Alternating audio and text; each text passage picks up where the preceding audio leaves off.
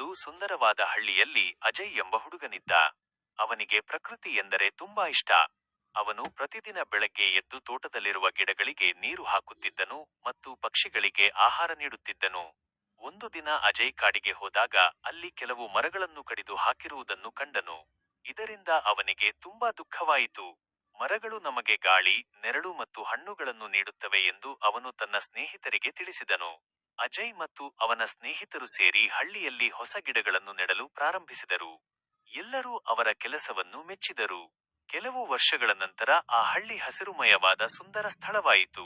ಪಕ್ಷಿಗಳು ಮತ್ತೆ ಹಿಂತಿರುಗಿದವು ಮತ್ತು ಜನರು ಶುದ್ಧ ಗಾಳಿಯನ್ನು ಉಸಿರಾಡಲು ಸಾಧ್ಯವಾಯಿತು.